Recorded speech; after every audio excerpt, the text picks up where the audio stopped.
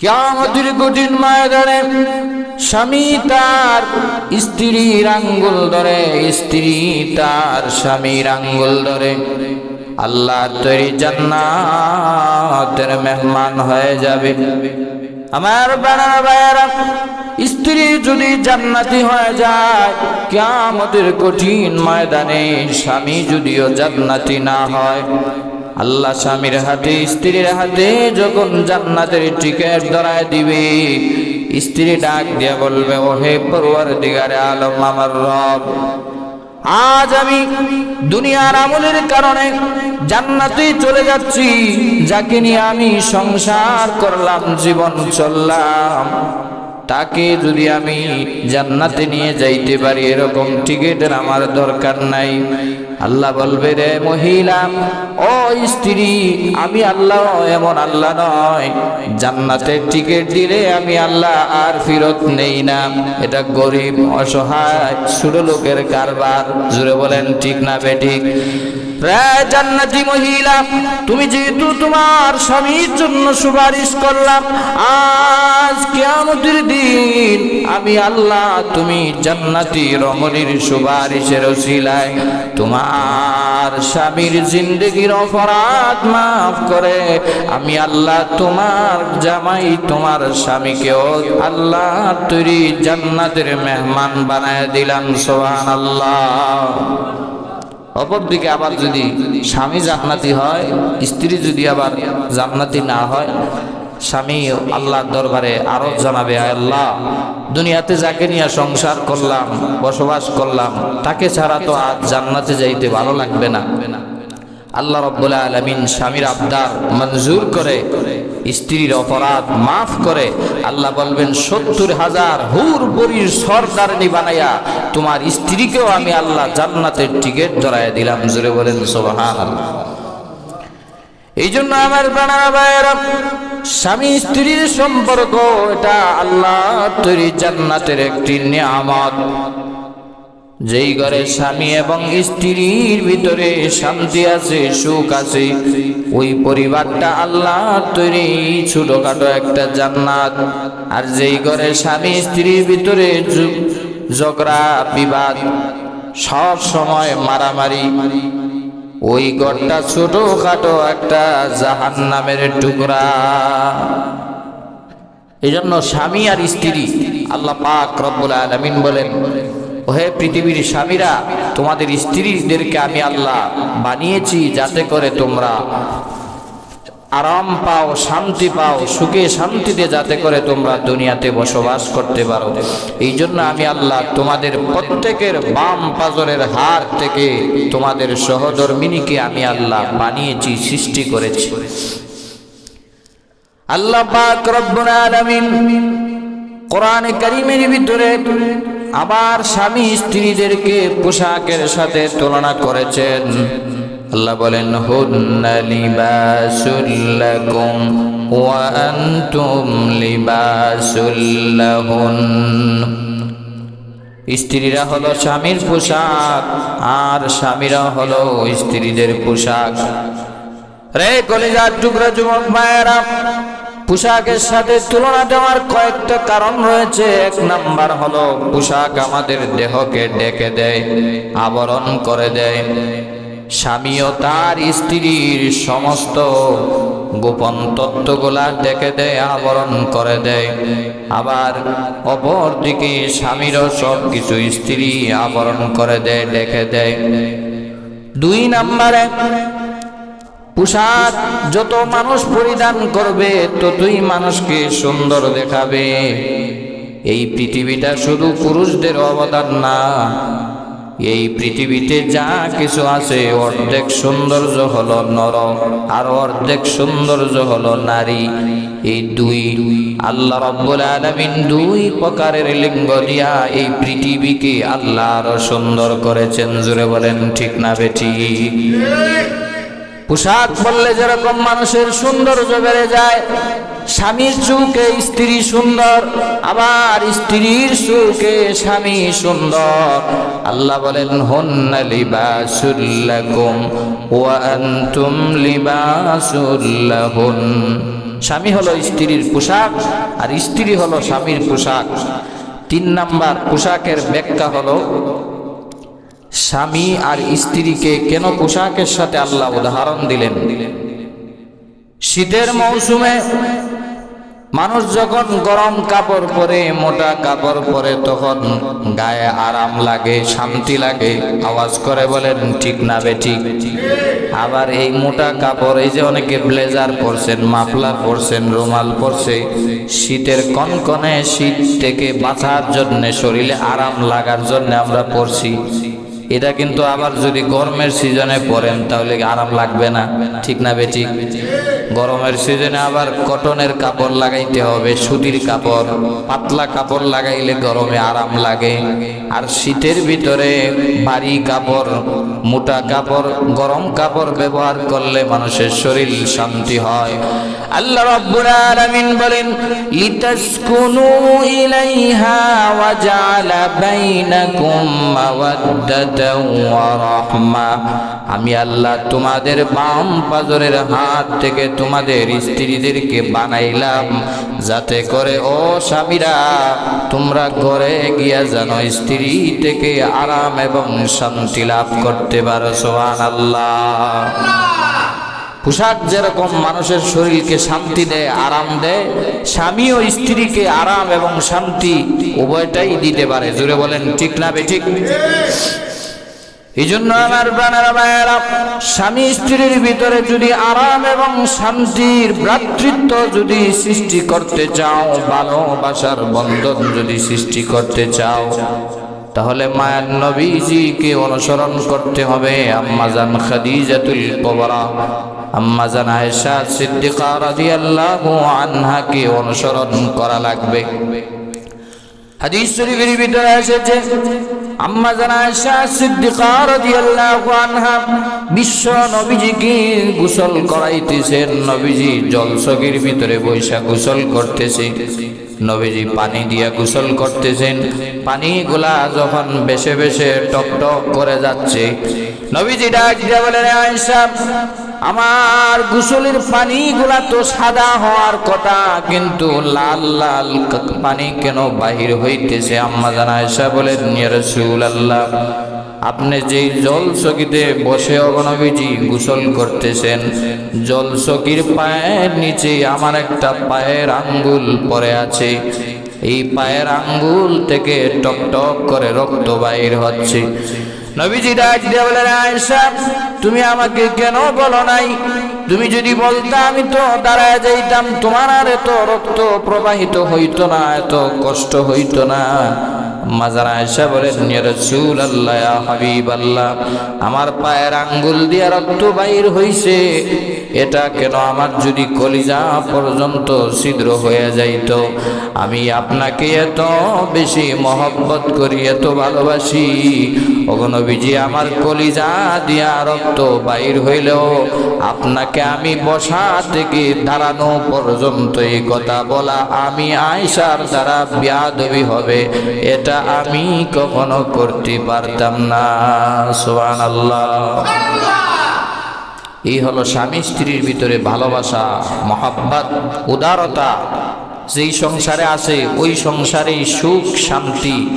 যেই সংসারে স্বামী স্ত্রীর ভিতরে দ্বন্দ্ব, ঝগড়া, মারামারি, ওই সংসারের ভিতরে শান্তিও নাই, শুধু ঝগড়া ফাসাদ, সন্তানদের ভিতরেও শান্তি নাই।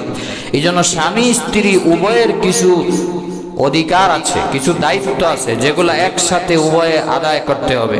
আবার কিছু দায়িত্ব আছে স্ত্রীদের, আবার কিছু দায়িত্ব আছে স্বামীদের জন্য। এই উভয় দায়িত্বগুলো যখন আমরা পালন করব একে অপরের, তখনই স্বামী স্ত্রীর সংসার সুখে শান্তিতে সমৃদ্ধশালী হয়ে যাবে। নাম্বার 1, আমরা উভয়ের দায়িত্ব সম্পর্কে জানব। স্বামী স্ত্রী উভয়ের কি কি দায়িত্ব রয়েছে, কি কি কর্তব্য রয়েছে।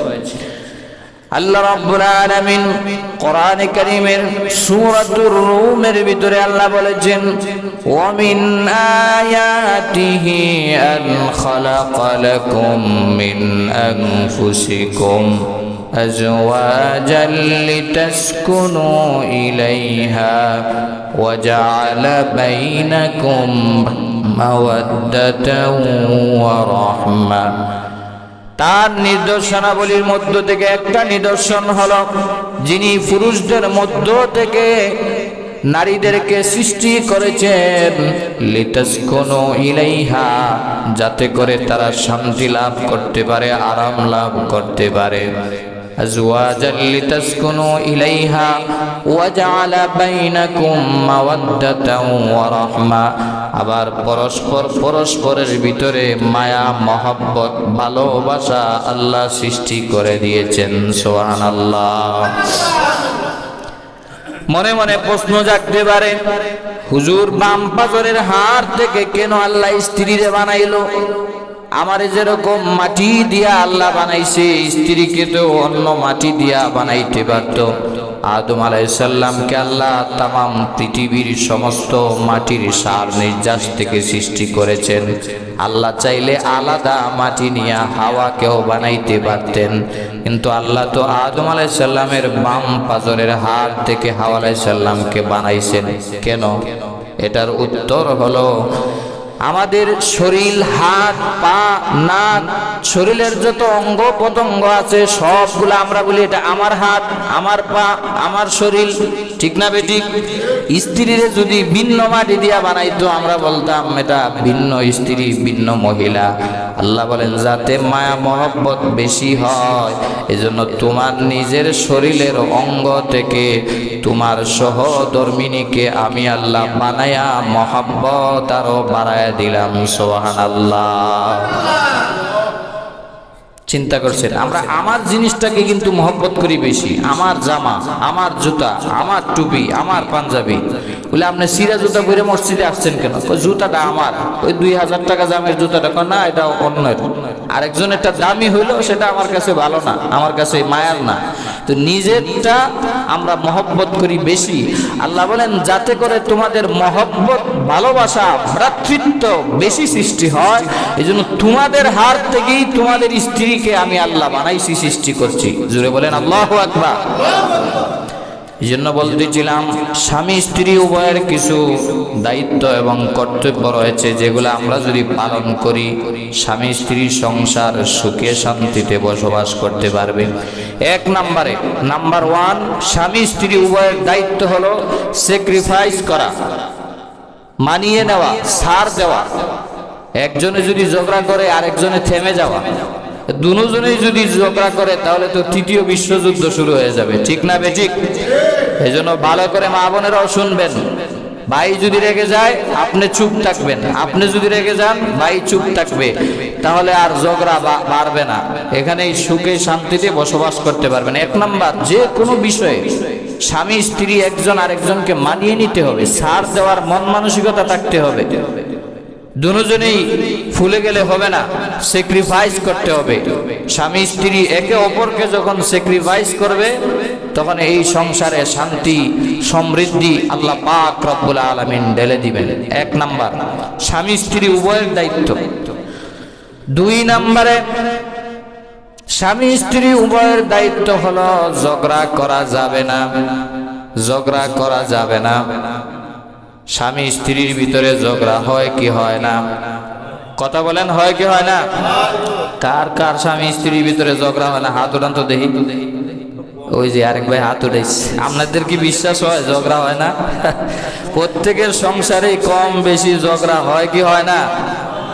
ঝগড়া হয়, কিন্তু ঝগড়া হলেও এই ঝগড়াটাকে বাড়তে দেওয়া যাবে না, ক্লোজ, স্টপ করে দিতে হবে, বন্ধ করে দিতে হবে। রাজি আছি না নাই? ঝগড়া হবে, এটাই স্বাভাবিক।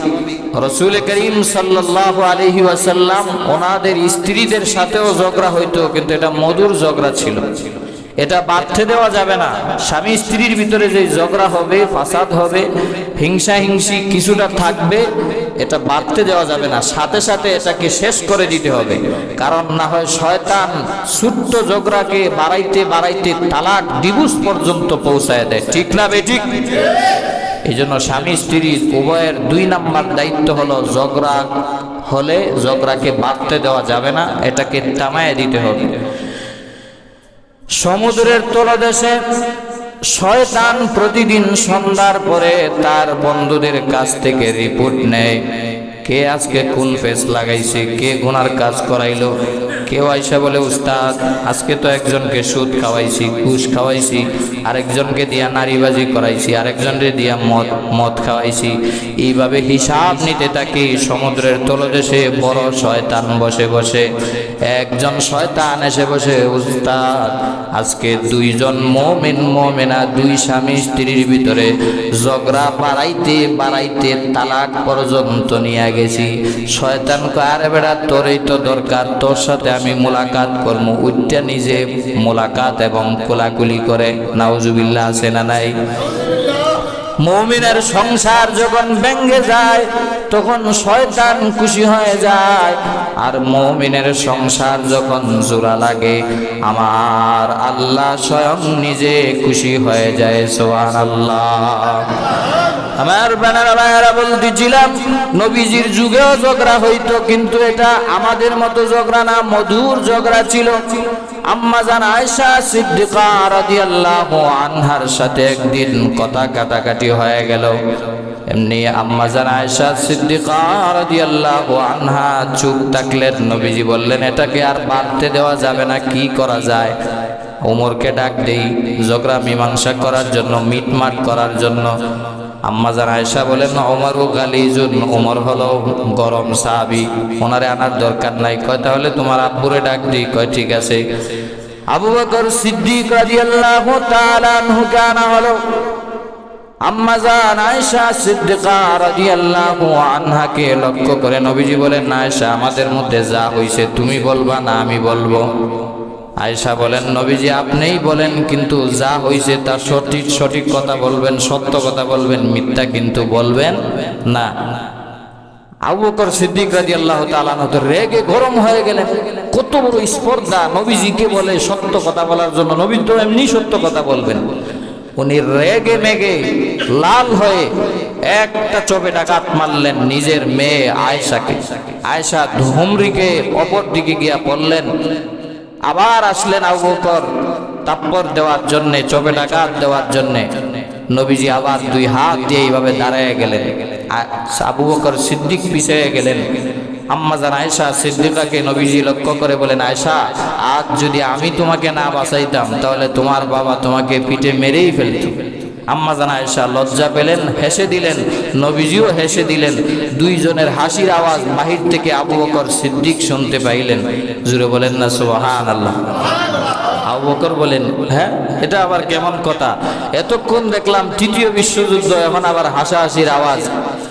আবু বকর সিদ্দিক রাদিয়াল্লাহু আনহু বলেন রে আয়েশা, ও আমার মা আয়েশা, নবীজির সংসার করতে গিয়া খুনসুটি হলে, কথা কাটাকাটি হলে যেরকম আমাকে মিটমাট করার জন্য ডাক দাও, তোমাদের হাসাহাসিতেও আমাকে, খুশির সময়ও আমাকে তোমরা শেয়ার করবা। এই জন্য আমার প্রাণারা বলতেছিলাম ঝগড়া হতে পারে, কিন্তু ঝগড়াকে বাড়তে দেওয়া যাবে না, এখানেই শেষ করে দিতে হবে। প্রয়োজনে পরিবারের ভিতরে বসেন, অপর পরিবার নিয়ে বসেন, কিন্তু এটাকে বাড়তে দেওয়া যাবে না। স্বামী স্ত্রী একে অপরকে এটা মিটমাট করে শেষ করে নিবেন। এর ভিতরেই বরকত রহমত আমার আল্লাহ ঢেলে দিবেন। সুবহানাল্লাহ। এই জন্য বলতেছিলাম স্বামী স্ত্রী উভয়ের দায়িত্ব রয়েছে। 3 নাম্বার দায়িত্ব হলো স্বামী স্ত্রী একে অপরের এতটাই দায়িত্ব নিয়ে থাকতে হবে, গোপন প্রাইভেট কথাগুলা কারো সাথে শেয়ার করা যাবে না। স্বামী স্ত্রী একে অপরের দায়িত্ব 3 নাম্বার হলো গোপন প্রাইভেট কথাগুলা কারো কাছে শেয়ার করা যাবে না। আমাদের মা বোনদের ভিতরে একটা খারাপ অভ্যাস, বদ অভ্যাস আছে। তারা একসাথে বসলে ফিডের কথা সবার কাছে বইলা দেয়, আছে না নাই? সব বললেও স্বামীর কথা, স্বামীর গোপনের কথা এবং স্বামী তার স্ত্রীর গোপনের কথা কারো কাছে শেয়ার করা যাবে। রাসূল বলেছেন আযমুল আমানাহ, এটা হলো বড় আমানত। স্বামীর কাছে স্ত্রীর সব বিষয়, স্ত্রীর কাছে স্বামীর সব বিষয় হলো আমানত, এটা কারো কাছে শেয়ার করা যাবে না।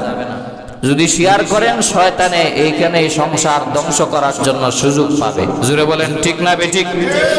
স্বামী স্ত্রীর 4 নাম্বার দায়িত্ব হলো অহেতুক সন্দেহ করা যাবে না। সন্দেহ একটা সংসারকে শেষ করে দিতে পারে। জোরে বলেন ঠিক না বেঠিক? শুধু সন্দেহ। স্ত্রীরা স্বামীকে সন্দেহ করে, এই তুমি কোথায় তাকাইলা, এদিকে তাকাইলা কেন? আবার বলে এদিকে তাকাইলা কেন? এই তুমি সুন্দরীর দিকে তাকাইলা কেন? দেখি তোমার ফেসবুকের পাসওয়ার্ডটা দাও, মেসেঞ্জারের পাসওয়ার্ডটা আমাকে দাও। তুমি আজকে কার সাথে কথা বলেছো, কয় মিনিট কথা বলেছো? সন্দেহ আছে না নাই? আরো জোরে বলেন আছে না নাই? আবার বাইরেও সন্দেহ করে বোনদেরকে, স্ত্রীদেরকে, যে তুমি আজকে কার সাথে কথা বলেছো, আমি যখন বাসায় ছিলাম না, কোথায় গিয়েছিলা? এইভাবে এই যে একটা অহেতুক সন্দেহ, সন্দেহ করতে করতে একটা সংসার এক সময় ডিভোর্স, তালাক পর্যন্ত পৌঁছায় যায়। জুড়ে বলেন ঠিক না বেঠিক? হ্যাঁ, সত্যিকার অর্থেই যদি কোনো কারণ থেকে থাকে, পরকীয়া জনিত কোনো কারণ যদি থেকে থাকে, তাহলে এটা সমাধানে বসেন। কিন্তু ভিন্ন কোনো কারণে, অহেতুক কোনো কারণে একে অপরকে কশ্চিন কালেও সন্দেহ করবেন না। এই জন্য মুরব্বী যারা আছে তাদের ভালোবাসা দেখবেন কত পিওর, তাদের ভালোবাসার ভিতরে কোনো সন্দেহ নাই। এই জন্য তারা বৃদ্ধ হওয়ার পরেও একজনে আরেকজনের ছাড়া থাকতে পারে না। জুড়ে বলেন ঠিক না বেঠিক? 5 নাম্বার, স্বামী স্ত্রী উভয়ের দায়িত্ব হলো একজন আরেকজনকে আল্লাহর বিধান স্মরণ করায় দেওয়া। নামাজের সময় হয়েছে, স্বামী স্ত্রীকে বলবে, স্ত্রী তার স্বামীকে বলবে যে নামাজের সময় হয়েছে, আপনি উঠে যান। এটা আল্লাহ রাব্বুল আলামিনের বিধান। স্বামী তার স্ত্রীকে স্মরণ করায় দিবে, স্ত্রী তার স্বামীকে স্মরণ করায় দিবে। এরকম যেন না হয় স্বামী নামাজে আসলো কিন্তু স্ত্রীকে নামাজের কথা বলল না, আবার স্ত্রী নামাজ ঠিকই দাঁড়ায় গেল, স্বামী নাক ডাকায় ঘুমাইলো, তাহলে তো হবে না। কিয়ামতের দিন আমরা চাই সকল স্বামী স্ত্রী একে অপরের সাথে আল্লাহর তৈরি জান্নাতের মেহমান হয়ে যাক।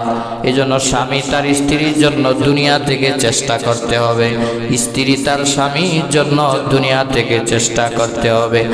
আমার প্রাণের ভাইয়েরা, কোনো খারাপ স্বামীও যদি নেককার স্ত্রীর ঘরে যদি পড়ে যায়, স্ত্রী যদি নামাজি হয়, দিনদার হয়, 1 দিন 2 দিন 3 দিন 4 দিন যদি নামাজের কথা স্বামীকে বলে, একবার না একবার লজ্জায় হলেও নামাজ পড়তে বাধ্য। ঠিক না বেঠিক?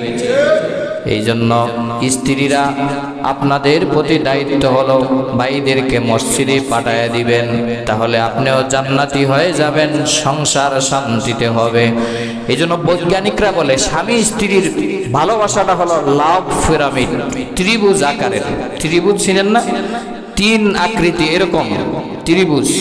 এখানে স্বামী, অপর দিকে স্ত্রী, আর উপরে হলো আল্লাহ। নিচ থেকে যখন ভালোবাসবেন, মহব্বত করবেন, আল্লাহর বিধান যখন স্মরণ করায় দিবেন, স্বামী স্ত্রী একে অপরকে আল্লাহর বিধান স্মরণ করায় দিয়ে ইবাদত করতে করতে একজন অপরজন উপরে উঠতে থাকবে, আর যত উপরে উঠবে ততই আল্লাহর কাছাকাছি যাবে। সুবহানাল্লাহ বলবেন না? লাভ পিরামিড, এটা হলো একটা ত্রিভুজ আকৃতি। এই হলো 5টা গুণাবলী যেটা স্বামী স্ত্রী উভয়ের দায়িত্ব, এগুলা পালন করতে হবে। এবার আসেন বোনদের কি দায়িত্ব আছে। আপনারা বলবেন সবার দায়িত্ব বললেন, স্ত্রীদেরকে কিছু বলেন। স্ত্রীরা বা বোনেরা ভালো করে খাড়া করে শুনবেন। 1 নম্বরে মা বোনদের জন্য 1 নাম্বার হলো স্বামীর ঘরটাকে শান্তির নীড় বানায় দেওয়া, সুখের নীড় বানায় দেওয়া। এই পৃথিবীতে তোমার সবচাইতে বড় আপন হলো স্বামী। আমার ভাইয়েরা, মহিলা একজন সাহাবী এসে বলেন, ইয়া রাসূলুল্লাহ, স্বামীর প্রতি আমার কিরকম অধিকার রয়েছে, হক রয়েছে? নবীজি বলেন, নহে মহিলা সাহাবিয়া, তোমার স্বামী তোমার জন্য এতই কষ্ট করে, পরিশ্রম করে, তোমার স্বামীর সারা শরীরে যদি পোকামাকড় হয়ে যায়, জিহ্বা দিয়া যদি মাথা থেকে নিয়ে পা পর্যন্ত চেটে দাও, তারপরও তোমার স্বামীর হক সঠিকভাবে আদায় হবে না। নবীজি আরো বলেছেন, ওহে দুনিয়ার মহিলারা, আল্লাহ রাব্বুল আলামিন যদি আল্লাহর পরে কাউকে সেজদা দেওয়ার অর্ডার করতেন, তাহলে প্রত্যেক স্ত্রীদেরকে বলতেন, তোমরা তোমাদের স্বামীর পায়ে সেজদা দাও। জোরে বলেন সুবহানাল্লাহ। স্বামীর পায়ে সেজদার কথা বলা হয়েছে, স্বামীকে কত অগ্রাধিকার দেওয়া হয়েছে, কত সম্মান দেওয়া হয়েছে। এক নম্বরে স্ত্রীদের দায়িত্ব হলো স্বামীর ঘরটাকে শান্তির নীড় বানায় নেওয়া, সুখের নীড় বানায় নেওয়া, কোলাহল মুক্ত, আওয়াজ মুক্ত, ঝগড়া মুক্ত একটা ঘর স্বামীকে উপহার দেওয়া। আম্মা জান খাদিজাতুল কুবরা রাদিয়াল্লাহু আনহা বিশ্ব নবী রাহমাতুল লিল আলামিনকে এমন একটা ঘর উপহার দিয়েছিলেন যেই ঘরে কোনো কোলাহল নাই, কোনো আওয়াজ নাই, কোনো চিল্লাচিল্লি নাই, মারামারি নাই। এজন্য আমার আল্লাহ খাদিজার জন্য জান্নাতে কোলাহল মুক্ত, আওয়াজ মুক্ত, সুখের শান্তির ঠিকানা একটা জান্নাতে ঘর বানায় দিয়েছেন। জোরে জোরে বলেন না সুবহানাল্লাহ। খাদিজাতুল কুবরা রাদিয়াল্লাহু আনহা আমার নবীজি যখন বাহিরে চলে যেতেন, যুদ্ধের কাজে চলে যেতেন, রাত 1টা 2টা 3টা বাজে যখন আসতেন, দরজার কাছে দাঁড়ায়া খাদিজা বলে ডাক দিলেই এক ডাক দেওয়ার সাথে সাথে খাদিজা লাব্বাইকা ওয়া সাদাইকা ইয়া রাসূলুল্লাহ বলে মুহূর্তের ভিতরে দরজাটা খুলে দিতেন। সুবহানাল্লাহ। আওয়াজ মুক্ত, কোলাহল মুক্ত, চিল্লাচিল্লি, মারামারি মুক্ত একটা ঘর খাদিজা নবীজিকে উপহার দিয়েছে। এই জন্য সমস্ত মা বোনেরা আম্মাজান খাদিজাকে মডেল হিসাবে ধরে খাদিজাকে যদি অনুসরণ করেন, তোমার স্বামীকে যদি খুশি করতে চাও, 1 নম্বরে তোমার স্বামীর ঘরটাকে শান্তির, সুখের, আওয়াজ, কোলাহল মুক্ত একটা ঘর উপহার দাও। জুড়ে বলেন ঠিক না বেঠিক? মা বোনদের ভিতরে কিছু মা বোনেরা আছে যারা স্বামী ঘরে ঢুকলেই চাল নাই, ডাল নাই, আটা নাই, চিনি নাই, লবণ নাই, এটা নাই, সেটা নাই, কয় কি কয় না? আরো জোরে বলেন, কয় কি কয় না? স্বামীরে তো বলবেনই, কিন্তু এটারও একটা পরিবেশ আছে। আস্তে ধীরে বলেন, ঘরে আসলে পরে হালকা ভালোবাসা, ভ্রাতৃত্ব দিয়া যখন নিজের করে নিবেন, তারপরে আস্তে আস্তে আপনার যা কিছু লাগবে তা বলতে থাকেন। আসলেই যদি ফিরিস্তি শুরু করেন, তাহলে তো স্বামীও রেগে মেগে গরম হয়ে কয়েকটা দিয়ে লাইতে পারে। ঠিক না বেঠিক? এই জন্য মা বোনদের 1 নম্বর দায়িত্ব হলো স্বামীর ঘরটাকে সুখের, শান্তির নীড় বানায় নেওয়া। 1 নম্বর দায়িত্ব। যেইভাবে খাদিজাতুল কুবরা রাদিয়াল্লাহু তাআলা আনহা নবীজিকে শান্তির একটা ঘর উপহার দিয়েছিলেন। 2 নম্বরে আমার প্রাণের ভাইয়েরা, স্বামী স্ত্রী তার স্বামীকে প্রতিটা কাজে সাহস যোগায় দিবে। স্বামী যতগুলা কাজ করবে, যদি ভালো কাজ হয়, স্ত্রী পিছন থেকে ড্রাইভিং পুশের মতো সাহস যোগাবে। যে কোনো কাজে স্ত্রী যখন সহযোগিতা করবে, সাহস যোগাবে, পরামর্শ দিবে, স্বামী আরো শক্তি পাবে। ঠিক না বেঠিক? যে কোনো ভালো কাজে, খারাপ কাজে না, ভালো কাজে স্ত্রী যদি পিছন থেকে ড্রাইভিং পুশের মতো সাহস দেয়, তাহলে স্বামী কাজ করার জন্য আরো স্পৃহা পাবে, আরো সাহস পাবে, কাজ করার জন্য তার মন আরো ভালো লাগবে। এই জন্য 2 নাম্বার প্রত্যেকটা স্ত্রীর দায়িত্ব হলো স্বামীর প্রতিটা ভালো কাজে স্বামীকে সহযোগিতা করা, সাহস যোগানো। আমার বানারা ভাইয়েরা, নবীজি সাল্লাল্লাহু আলাইহি ওয়াসাল্লামের উপরে হেরা গুহায় যখন সর্বপ্রথম কোরআনের 5টা আয়াত নাজিল হয়ে গেল, ইকরা বিসমি রাব্বিকাল্লাযী খালাক খালাকাল ইনসানা মিন আলাক ইকরা ওয়া রাব্বুকাল আকরাম। 5টা আয়াত যখন নাজিল হয়ে গেল, নবীজি বলেন, আমি জিবরাইল আলাইহিস সালামকে তার আসল রূপে দেখতে পাইলাম। নবীজি জিবরাইল আলাইহিস সালামকে জীবনে 2 বার আসল রূপে, আসল আকৃতিতে দেখছেন। জুড়ে বলেন কয়বার? আরো জুড়ে বলেন কয়বার? 1 বার হলো সর্বপ্রথম যখন ওহী নিয়ে আসেন তখন, আরেকবার হলো মেরাজের রজনীতে সিদরাতুল মুনতাহায় যাওয়ার পরে জিবরাইলের আসল রূপ নবীজি দেখছেন। নবীজি এসে বলেন, ও খাদিজা, জাম্মিলুনি জাম্মিলুনি, আমাকে কম্বল দিয়া ডাকো, আজ আমার কাছে কোরআনের 5টা আয়াত নাজিল হয়ে গেল। আমি জিবরাইলকে আসল আকৃতিতে দেখলাম, এমন একজন মানুষ দেখলাম যার পা হেরা গুহায়, মাথা আসমানে লেগে আছে। আমি ভয় পেয়ে গেছি। নবীজি কাঁপতে শুরু করলেন, নবীজির শরীরে জ্বর এসে গেল। জাম্মিলুনি, আমাকে কম্বল দিয়া ডাকো। আম্মাজান খাদিজাতুল কুবরা নবীজিকে কম্বল দিয়া মুড়ে দিলেন, ডাক দিয়া বলেন, নগো নবীজি, আপনি ভয় পাবেন না, আপনি ঘাবড়ায় যাবেন না।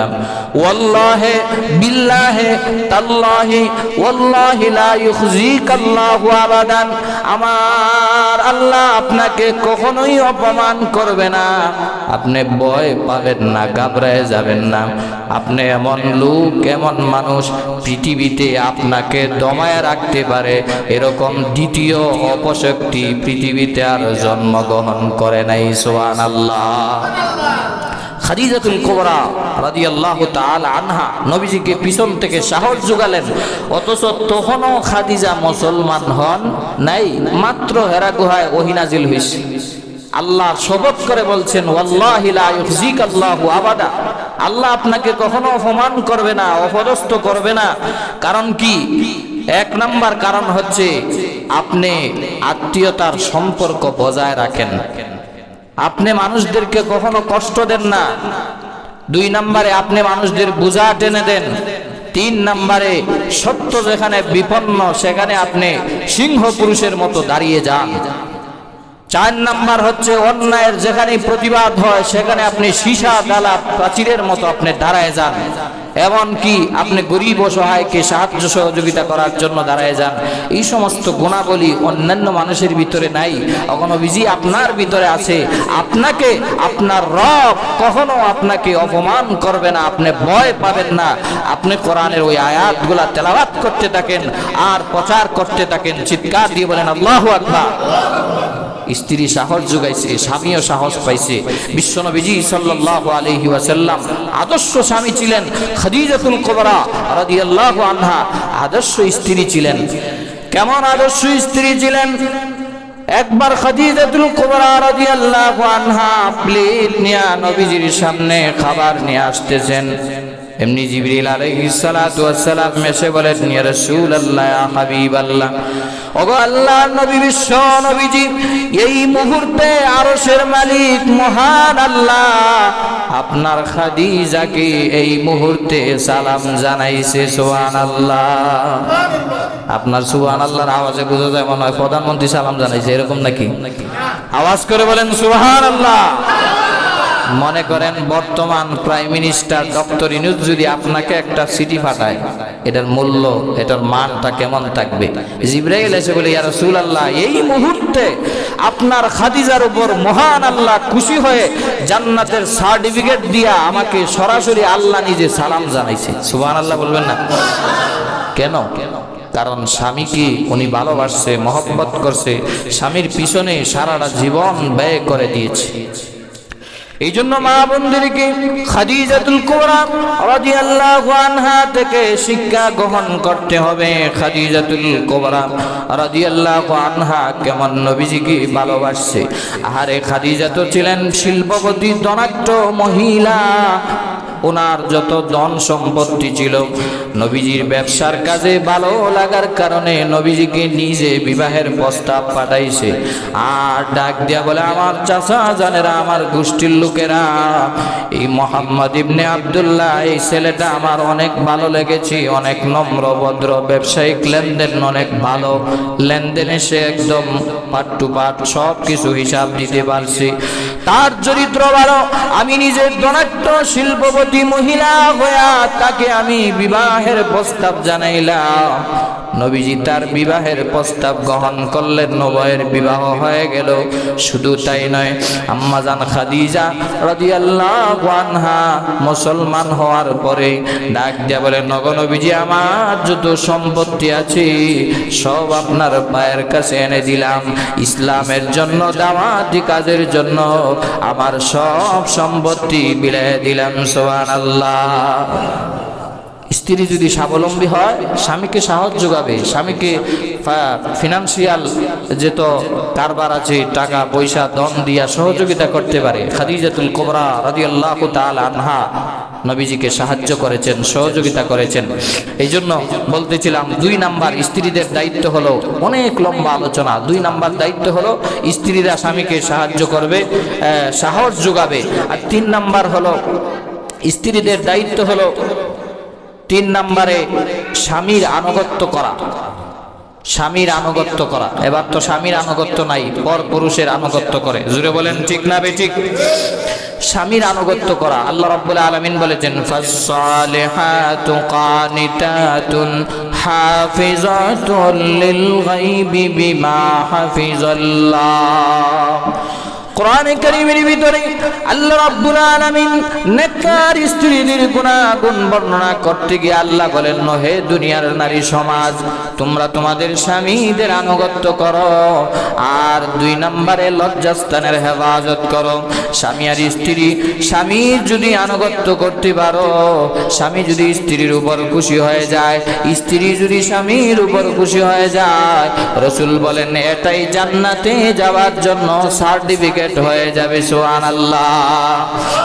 আমার নবীজি বলেন আল মারআতু ইযা সাল্লাত খামসাহা ওয়া সামাত শাহরাহা ওয়া আতাআত মালাহা ওয়া আহসানাত ফারজাহা ফালতাদখুল মিন আইয়ি আবওয়াবিল জান্নাতি ইযা শাআ।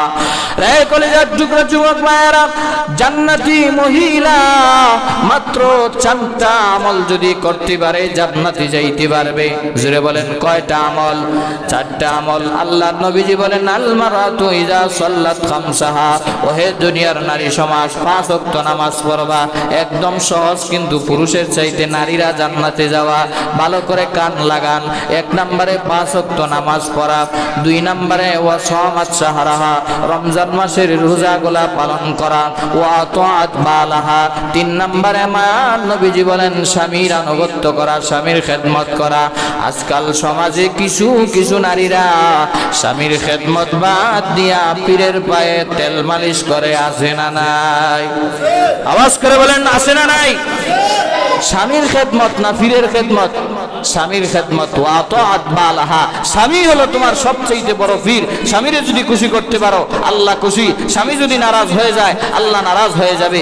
4 নম্বরে ওয়া আহসানাত ফারজাহা, লজ্জাস্থানের হেফাজত করা। এটা স্বামীর আমানত তোমার কাছে। স্বামী প্রবাসে থাকে, বিদেশে থাকে, ঘরের বাহিরে থাকে, লজ্জাস্থানের হেফাজত একজনে অপরজনের এটা করা। এই 4টা কাজ যদি করতে পারো, মায়ের নবীজি বলেন ফালতাদখুল মিন আইয়ি আবওয়াবিল জান্নাতি ইযা শাআ। 8টা জান্নাতের দরওয়াজা খোলা থাকবে, যে কোনো গেট দিয়া আল্লাহর তৈরি জান্নাতের মেহমান ওই মহিলা হয়ে যাবে। সুবহানাল্লাহ। এই জন্য 3 নম্বর গুণ বলেছিলাম স্বামীর আনুগত্য করা, 4 নম্বরে লজ্জাস্থানের হেফাজত করা, 5 নম্বরে সন্তানদেরকে লালন পালন করা, 6 নম্বর হলো স্বামীর জন্য সাজুগুজু করা, স্বামীর জন্য প্রস্তুত থাকা, স্বামীর জন্য সাজানো, সব সময় স্বামীর জন্য নিজেকে রেডি করা। এটা একটা আমল, এটা একটা ইবাদত। আপনাদের বিশ্বাস হয় না নাকি? এটা একটা ইবাদত। স্বামী আর স্ত্রী একে অপরকে যখন মহব্বত করে হাতে হাত লাগাবে, রাসূল বলেছেন এই হাত দিয়া যত সগীরা গুনাহ করেছে আল্লাহ মুহূর্তেই স্বামী স্ত্রীর হাত মিলানোর সাথে সাথে আল্লাহ মাফ করে দেয়। সুবহানাল্লাহ। স্ত্রী সাজবে পরপুরুষের জন্য না স্বামীর জন্য? আওয়াজ দিয়া বলেন স্বামীর জন্য না পরপুরুষের জন্য? এই জন্য 6 নম্বর হক বলছিলাম যে স্ত্রীদের জন্য দরকার হলো স্বামীর জন্য সাজুগুজু করা। এখন কিছু কিছু মা বোনেরা আছে বাহিরে যখন যায়, বিয়ে শাদিতে যখন যায়, তখন আলতা আলখাতরা যত কিছু আছে, আদা ময়দা যা আছে সব মাখে। স্বামীর সামনে আসলে সিরা ফারা জামা যা আছে সব লাগায়। ঠিক না বেঠিক? বাহিরে যখন যায় দামি পারফিউম ইউজ করে, দামি দামি সেন্ট ইউজ করে, কিন্তু ঘরে যখন বেডরুমে আসে তখন সিরা ফারা। ঠিক না বেঠিক? তোমার সব সাজুগুজু, সব পারফিউম, সব স্বামীর বেডরুমের জন্য আল্লাহ রিজার্ভ করে দিয়েছেন। আওয়াজ করে বলেন ঠিক না বেঠিক? ছয় নাম্বার অধিকার, স্ত্রীদের জন্য স্বামীর জন্য সাজবা, এটাই ইবাদত, এটাই সওয়াব, এটাই নেকি, এর মাধ্যমেই শান্তি আল্লাহ রাব্বুল আলামিন রেখে দিয়েছেন। ছয় নম্বরে বলেছিলাম স্বামীর জন্য নিজেকে উজাড় করে দেওয়া। এবার আসেন স্বামীদের উপরও স্ত্রীর কিছু দায়িত্ব আছে, কয়েকটা মিনিটে আমি বলবো। এখন স্ত্রীদের দায়িত্ব তো শুনলেন, আমাদেরও কিছু দায়িত্ব আছে না নাই? স্ত্রীরা বলবে হুজুর শুধু আজকে আমাদেরকেই বললো, পুরুষদেরকে কিছু বললো না, এই জন্য শোনার দরকার আছে না নাই? এক নাম্বার হলো স্বামীর এক নাম্বার দায়িত্ব হলো স্ত্রীর মহরানা আদায় করে দেওয়া। আল্লাহ রাব্বুল আলামিন বলেছেন ওয়াতুন নিসা সাদকাতিহিন্না নিহলা, সন্তুষ্ট চিত্তে তুমি মোহর আদায় করে দাও। কিছু মানুষ আছে বিয়ার দিনে মহরানা 10 লাখ 5 লাখ টাকা আদায় করে 10,000, বাসর রাত্রে মশারির নিচে মাপ লয় বাকি টাকা। ঠিক না বেঠিক? এরকম করা যাবে না, এটা স্ত্রীদের হক। এক নাম্বার স্বামীর দায়িত্ব হলো যত টাকা ওয়াদা করেছো মোহর দেওয়ার জন্য সব মহরানা আদায় করে দিয়ে দেওয়া ভালো। আর যদি আদায় একেবারে না করতে পারো, কমপক্ষে আস্তে আস্তে হলেও আদায় করতে হবে। যদি মহরানা আদায় করা ছাড়া মৃত্যুবরণ করো, এটা স্ত্রীর কাছে স্ত্রীর কাছে পাওনা রয়ে গেল, কিয়ামতের দিন আল্লাহর দরবারে জবাব দিতে হবে। এক নাম্বার বলছিলাম দায়িত্ব হলো মহরানা আদায় করে দেওয়া। 2 নম্বরে স্ত্রীর সমস্ত ভরণ পোষণের দায়িত্ব আল্লাহ রাব্বুল আলামিন স্বামীর উপর বর্তাইছে। ঘর বানায় দেওয়া, এরপরে বাসস্থানের ব্যবস্থা করা, খাবারের ব্যবস্থা করা, জামা কাপড়ের ব্যবস্থা করা, নিজে যেই রকম পোশাক আদি পরা স্ত্রীকেও ওই মানের পোশাক আদি পরানো, নিজে দামি দামি পোশাক পরা স্ত্রীদেরকে কম দামি পরানো, এটা করা যাবে না। এই জন্য 2 নম্বর দায়িত্ব যাবতীয় খরচ কে বহন করবে? স্বামী বহন করবে। 3 নম্বরে স্ত্রীর সাথে ভালো ব্যবহার করা, ভালো আচরণ করা, ভালো নামে ডাকা। নবীজি তো আম্মা জান আয়েশাকে হুমায়রা বলে নাম ডাকতেন, এই জন্য ভালো ভালো নাম দিয়ে ডাকবেন। টুনটুনি পাখি, জান পাখি, এরকম ভালোবাসার নাম দিয়ে স্ত্রীকে ডাকবেন, তারা দেখবেন খুশি হয়ে যাবে। ঠিক না বেঠিক? ভালো আচরণ করবেন। গিয়েই যদি বলেন শুরু করার আগেই খাবার দে, শুরু করার আগে আমার এটা দে, শুরু করার আগে এটা দে, তখন সেও তো বলবে আমি জীবনে তোমার মতো পুরুষের ঘর আমার বাবা বিবাহ দিয়া আমার সবচাইতে বড় ভুল করছে। এরকম কথা স্ত্রীরা বলে কি বলে না? আপনার আচরণ যদি এরকম হয়, স্ত্রীদের আচরণও তো এরকম হবে। এই জন্য আপনার আচরণটা ভালো করবেন। 3 নম্বর গুণ বলছিলাম ভালো ব্যবহার করা, ভালো নামে ডাকা, মিষ্টি ভাষায় কথা বলা। কারণ তাদেরকে আল্লাহ বানাইছি বাম বাজারের হাড় দিয়া, বেশি যদি টাইট করতে চান তাহলে ভাঙ্গা যাবি। ঠিক না বেঠিক? এবং হাদিসে আছে তাদেরকে কাঁচের মতো উদাহরণ দেওয়া হয়েছে। কাঁচের গ্লাস যদি ফালাইয়া দেন তাহলে থাকবে? ভাঙে যাবে। এই জন্য বেশি টাইটও দিবেন না, বেশি আবার ছাড়ও দিবেন না, মধ্যম পন্থায় রাখবেন। এর ভিতরে শান্তি সমৃদ্ধি আল্লাহ ঢুকাই দিবে।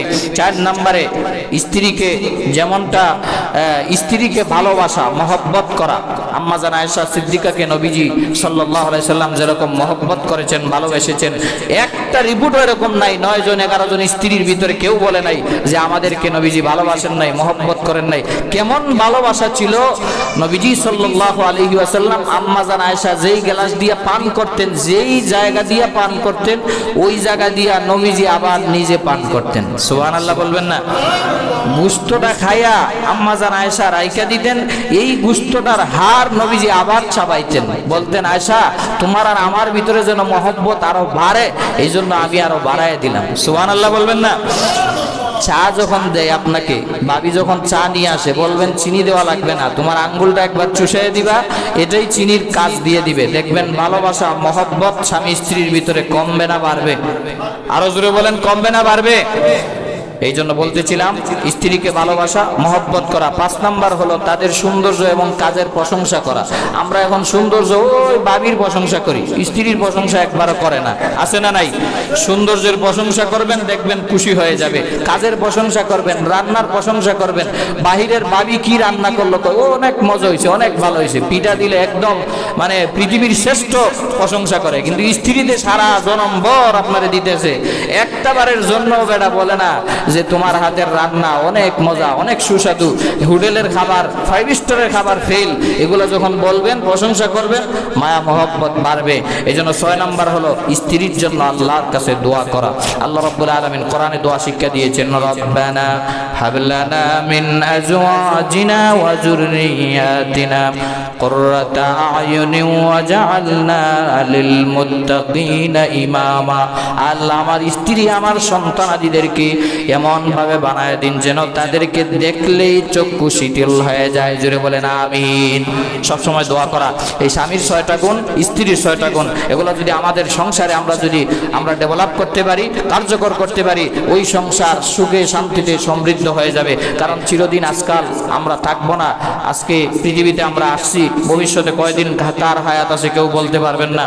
দেখেন না, 3বারের প্রধানমন্ত্রী, যার পিছনে লক্ষ লক্ষ যুবকরা ছিল, শত শত হাজার হাজার কর্মীরা ছিল, তিনিও চলে গেছে। বাদশাহ, রাজা বাদশাহ ছুঁয়ে গেছে, তিনিও যেই মাটির নিচের বাসস্থান, কর্মীরাও সেই মাটির নিচেই শুয়ে যাবে। এই জন্য বোঝা যায় আমরাও চিরকাল থাকার জন্য আসি নাই। আল্লাহ রাব্বুল আলামিন যেন তার বান্দিকে জান্নাতুল ফেরদাউসের আলা মাকাম দান করেন। সবাই বলেন আমিন। বহুতগুলা ভালো কাজ আছে, খারাপ কাজের কথা আমরা নাই বললাম, আল্লাহ ভালো জানেন। তবে ভালো কাজের ভিতরে একটা কাজ ছিল, তিনি সব সময় বলতেন প্রতিহিংসার রাজনীতি মানুষকে ধ্বংস করে দেয়। এই জন্য উনি দেখায় গিয়েছে যে আমার দেশের জন্য আমি বিদেশে যাব না, আমি অন্য কোথাও যাব না, আমার দেশেই থাকবো। যতই জুলুম নির্যাতন হোক, কষ্ট করে যে পরিশ্রম করেছে দেশের জন্য, মানুষকে দেখায় দিয়েছে মানুষকে কিভাবে মহব্বত করতে হবে, কাঁধে কাঁধ মিলায় কিভাবে মানুষকে নিয়ে চলতে হবে। এই জন্য তার থেকেও শিক্ষা নেওয়া আছে এবং আমরাও তার জন্য দোয়া করি আল্লাহ যেন জান্নাতের উচ্চ মাকাম দান করে। তারই সাথে সাথে এখান থেকে আমাদের শিক্ষা হলো, উনি একজন প্রধানমন্ত্রী, কত পাওয়ার ছিল, উনি যদি চলে যায় আপনি আমাকেও তো মৃত্যুবরণ করতে হবে। এই জন্য ভাই, দলাদলি না, আমি কোনো দল নিজে, আমি কোনো দলের কথা কখনো সাপোর্ট করি না। যেটা ভালো মনে করি সেখান থেকে বলার চেষ্টা করি, বিরোধিতা যাই করেন করতে থাকেন, এটা আমার কোনো আসে যায় না। কারণ আল্লাহ যতদিন আমার জবান দিছে, রিজিক দিছে, এখানে যতদিন আসি হক কথা বলেই যাব। আপনি যতই সমালোচনা করেন, বলে হুজুরে আমার দলের কথা কইলো না, হুজুরে আমার দলের বিরুদ্ধে বললো না, এটা এরকম না। আমি যতটুকু পারি হক কথা বলার চেষ্টা করি, আর ইসলামের কথা, কোরআনের কথা বলার চেষ্টা করি। কোরআনের বিরোধীদের যখন আসে তখন আপনি কমিটির লোক না আমার মাপ দাদা, এটা দেখার আমার টাইম নাই। এই জন্য ওখান থেকে শিক্ষা হলো, বাদশা চলে গেছে অর্থাৎ আমরাও মৃত্যুবরণ করব। দলাদলি, ফাড়াফাড়ি, রেশারেশি, হিংসা হিংসি, ওই চায়ের দোকানে বসে আড্ডা, এগুলা যেন না করি। আমরা মসজিদে আসলে যেভাবে বাই বাই হয়ে থাকি, বাহিরে গেলে ওইভাবে বাই বাই হয়ে থাকবো। আল্লাহ আমাদেরকে তৌফিক দান করুন। ওয়া আখিরি দাওয়ানা আলহামদুলিল্লাহি রাব্বিল আলামিন।